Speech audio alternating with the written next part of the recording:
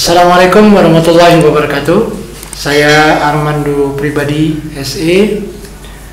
Saya sekarang menjabat sebagai Sekum Asprov PSSI Daerah Istimewa Yogyakarta periode 2019-2023. Dulu aktivitas saya sebagai atlet sepak bola masuk di Yogyakarta tahun 91 dan sempat aktif di PSM Yogyakarta sebagai salah satu pemain, dan kebetulan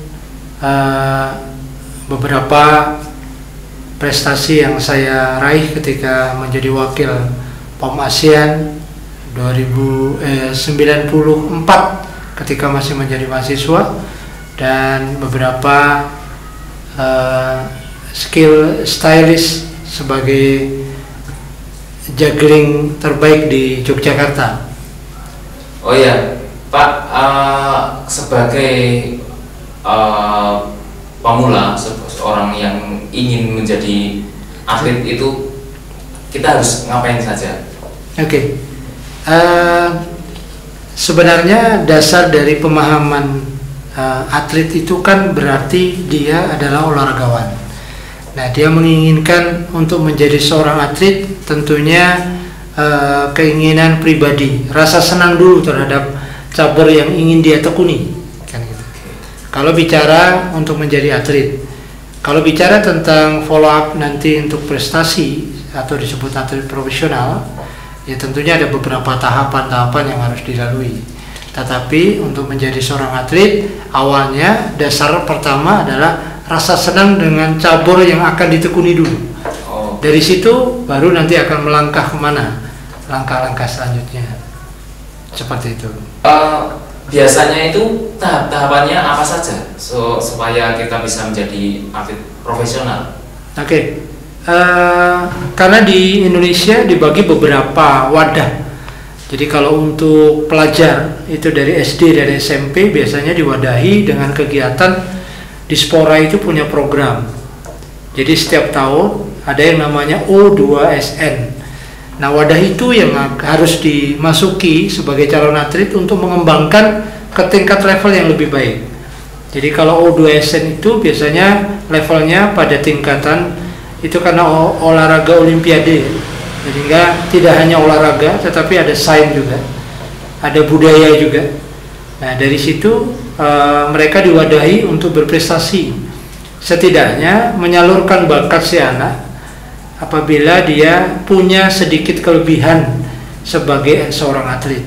Bisa saja mereka menjadi sprinter, pelari, bisa saja wadah untuk sepak bola, bisa saja mereka volley dan sebagainya. Nah, wadah-wadah itu nanti di tingkat dasar O2SN-nya dalam tingkat kabupaten dulu. Jadi kota, misalnya di kota, karena di Yogyakarta, maka tingkat sekolah dibagi menjadi wilayah barat dan timur. Jadi antara SD wilayah barat, jadi SD wilayah barat. Lalu yang kedua wilayah timur. Siapa-siapa saja dipertandingkan dengan metode apa dan sebagainya. Dari situ nanti apabila berprestasi bisa naik level menjadi tingkat daerah. Dari O2SN tingkat daerah. Nah, Dispora biasanya memberi reward kepada mereka. Seperti apa? Biasanya mendapatkan poin nilai untuk mereka membantu masuk ke sekolah yang levelnya lebih di atas. Jadi SD bisa masuk ke SMP favorit. Apalagi di kota Yogyakarta, SMP itu tidak menggunakan biaya per bulan. Maka mereka rata-rata orang yang berprestasi di situ akan cenderung untuk bisa memaksimalkan sebagai seorang atlet. Itu yang SD, SMP. SMA itu level grade-nya itu pada Popda dan Popnas. Ya, level ini lebih menyangkut kepada prestasi di daerah. Lalu apabila prestasi daerah sudah selesai, mereka bisa ke nasional. Bahkan ada level di atasnya yang pertandingan internasional. Dan untuk misalnya sekelas mahasiswa bisa ditampung di Bapomi. Nah, di Bapomi itu mereka bisa mencakup kegiatan per 2 tahun tingkat Pomnas, Pekan Olahraga Mahasiswa Nasional. Itu bisa saja di beberapa kota yang ditunjuk oleh Bapumi sebagai tuan rumah. Kalau tidak salah, terakhir kemarin di Aceh. Nah itu mereka berangkat ke Aceh. Tapi karena Indonesia cukup luas, sehingga maka cabur yang dipertandingkan tidak semuanya, karena menyangkut biaya. Nah yang menarik, kalau orang ke Jogja, insya Allah dari sekian cabur, misalnya ada 26 atau 29 cabur yang dipertandingkan, insya Allah semua terpenuhi. Nah ini kelebihan di Jogja, sehingga sempat beberapa kali Pomnas itu 291, lalu kemarin terakhir itu 2013 atau 15, itu Pomnas di Yogyakarta. Nah jadi level-level tahapannya, dari situ baru nanti kalau mau cenderung ke profesional, mereka tentunya akan masuk di tahapan masuk klub atau tim profesional. Itu masih nanti akan menjadi fokus di sana. Seperti itu tahapannya. Oke Pak, ini tadi kan mungkin secara skala nasional. Kalau semisal saya ingin mengikuti Olimpiade atau yang skala yang lebih besar atau internasional itu bagaimana? Oke, ada beberapa cabur yang memang dipertandingkan di internasional, tetapi wadah itu harus mulai sejak dini difokuskan kepada satu klub sebagai pembina.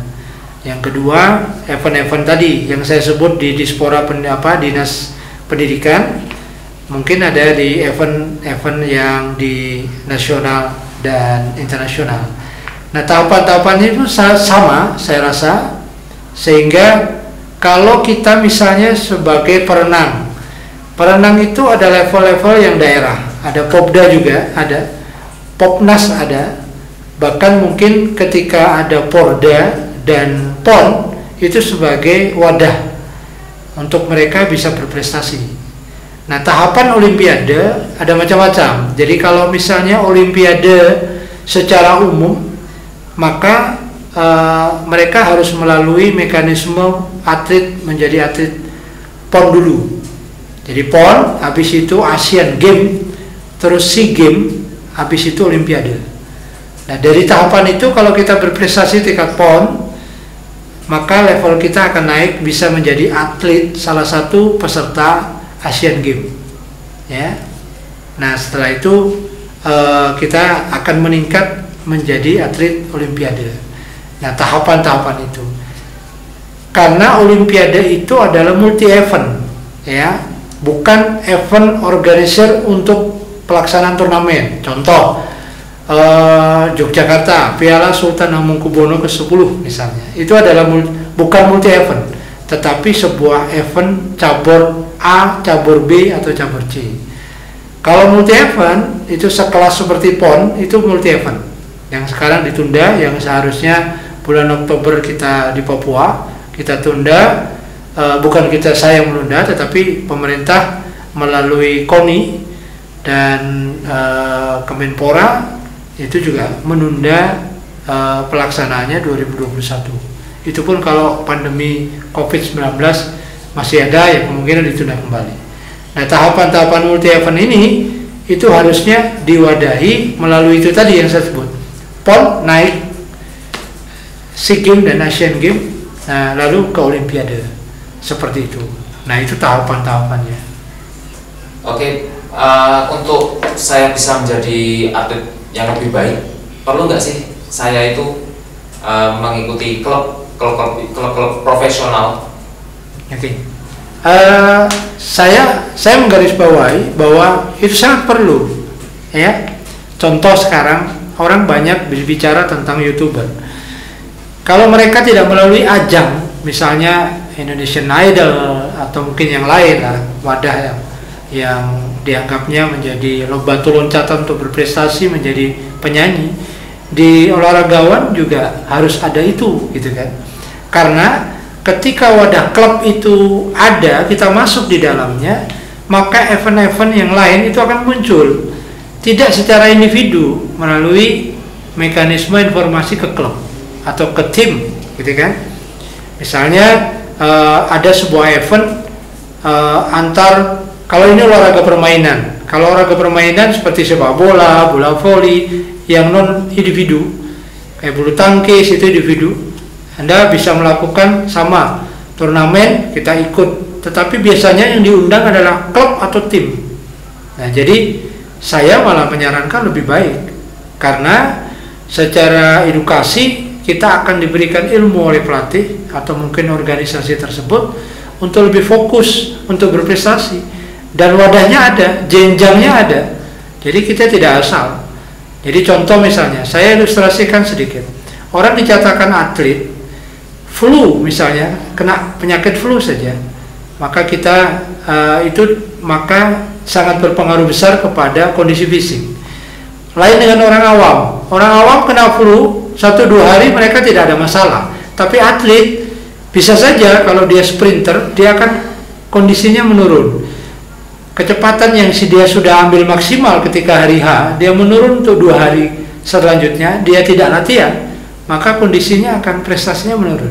Nah, ini pengaruh. Makanya kondisi fisik itu sangat berpengaruh apakah orang itu disebut atlet, olahragawan, atau orang biasa. Nah, ini yang perlu dipahami.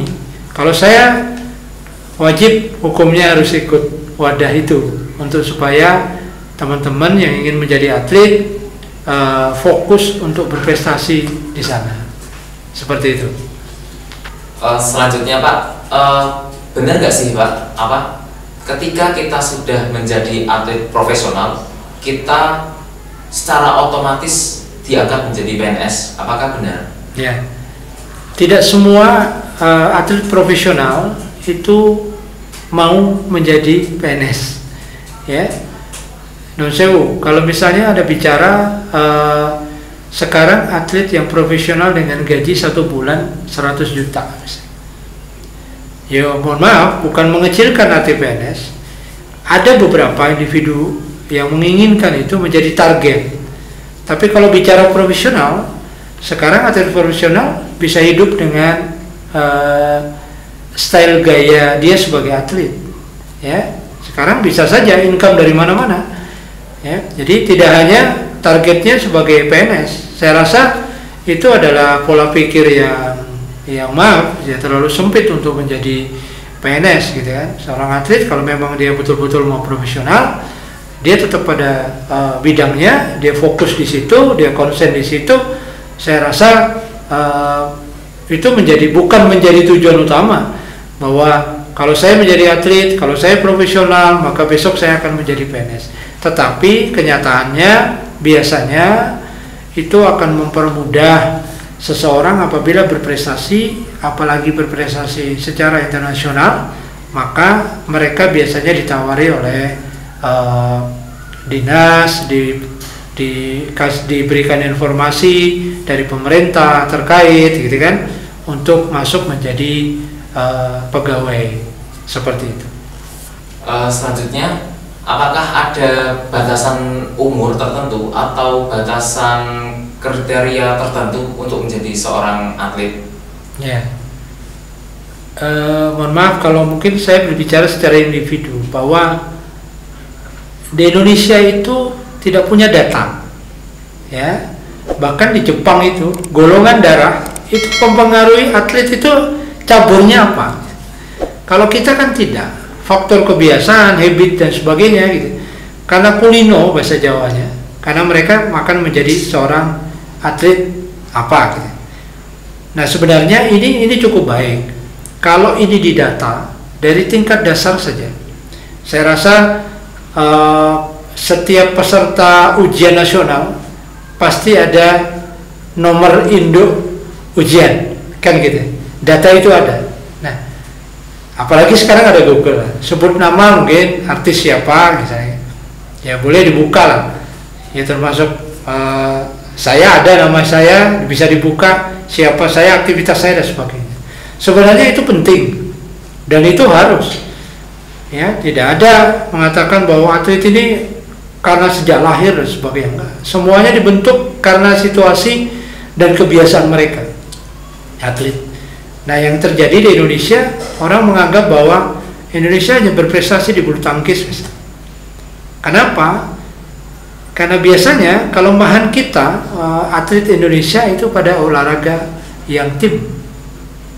Kenapa? Ya monggo silakan. Nanti ada penelitian, silakan. Siapa yang bisa meneliti ini?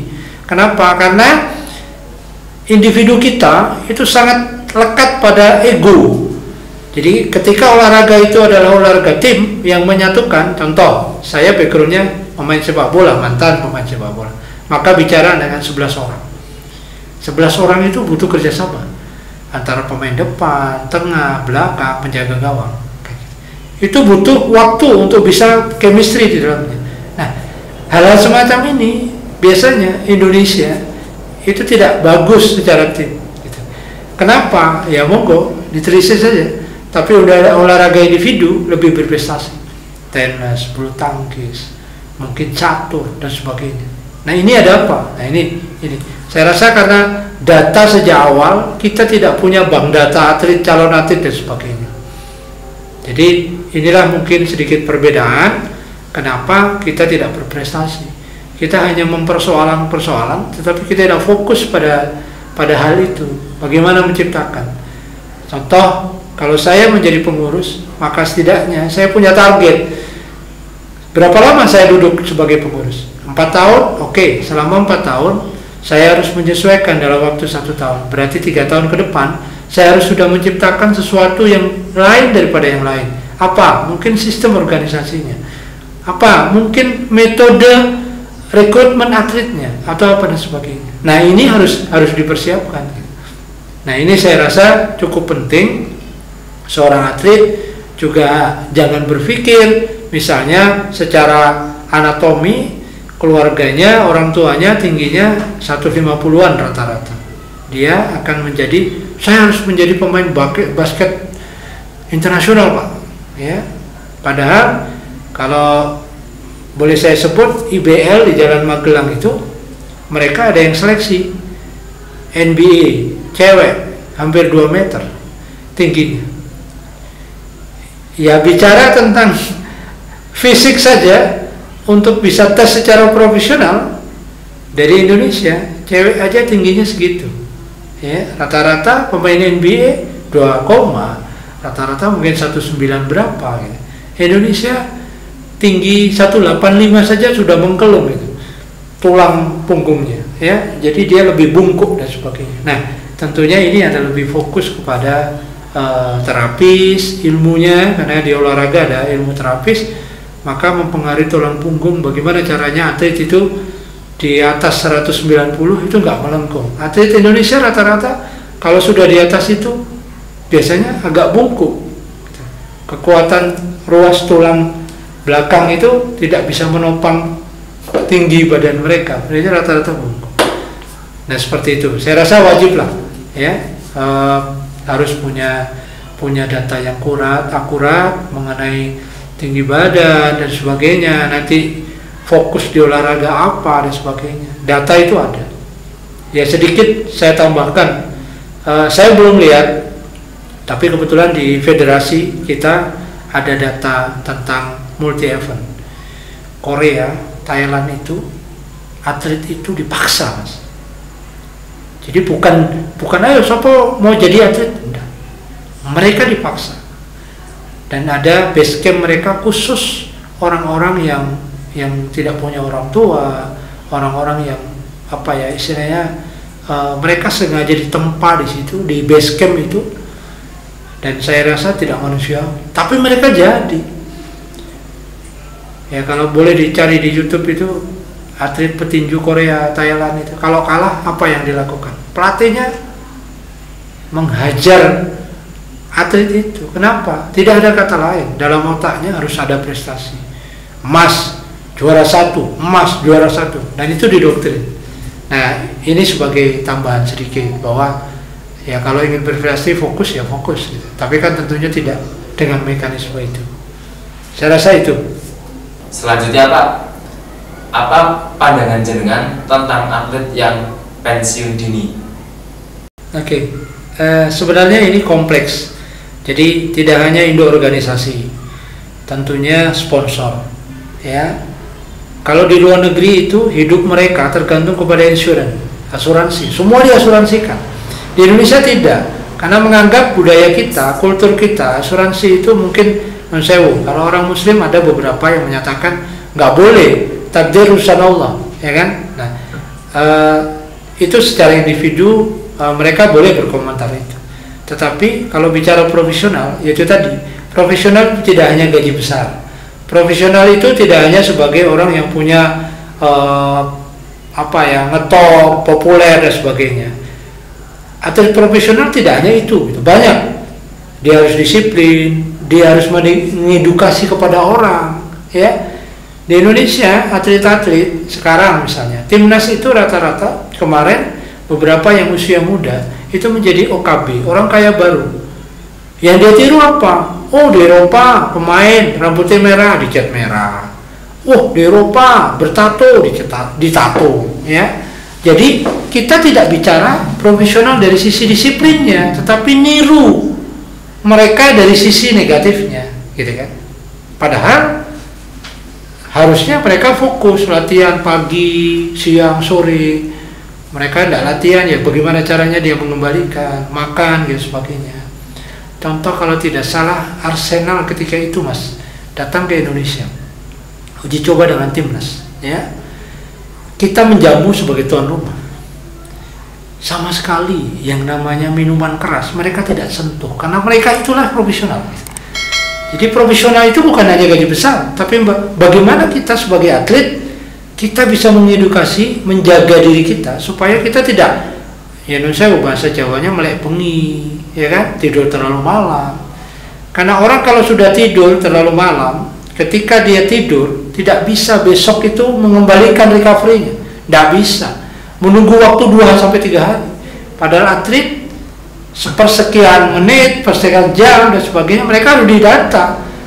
Kalau misalnya kamu sprinter, sekarang kamu sprint berapa, maka nanti 1-2 jam lagi atau mungkin 6 jam setelah itu kamu latihan sprintnya seperti. Dan itu didata. Jadi kondisinya dan sebagainya. Nah, dari itu saya rasa ini harus ada keterkaitan semua, ya. Jadi kalau memang ada sponsor, asuransi, saya rasa itu lebih baik. Jadi atlet itu dipertaruhkan ketika dia maksimal untuk membawa negara, tapi ketika cedera dia dihempaskan, tentunya negara harusnya sudah bisa mengcover. Ya, contoh misalnya angkat berat. Risiko paling berat apa? Bisa lumpuh, Mas. Karena yang ditopang itu adalah tulang punggungnya, dan itu ada saraf-saraf yang mengikat kepada mereka, dan rata-rata seperti itu. Ya ada beberapa yang atlet yang lain, mungkin sepak bola dan sebagainya. Apakah ketika cedera mereka begitu saja diselesaikan? Saya rasa tidak.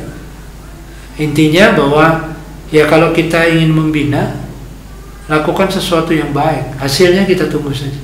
Tapi kalau gitu rekrutmennya sudah nggak jujur, hasil tesnya direkayasa dan sebagainya, nggak akan prestasi.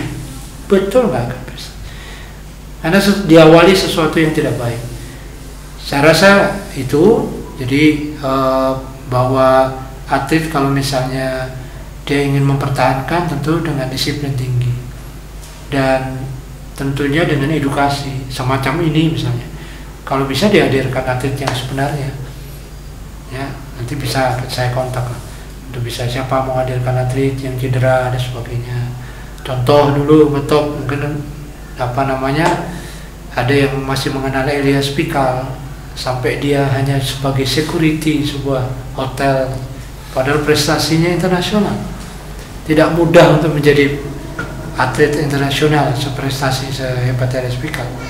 Tapi setelah selesai, apa yang mereka ini? Untung aja istrinya dokter, masih bisa mengcover kehidupannya dia. Dan misalnya tidak, ya mestinya banyak kan sejarah-sejarah.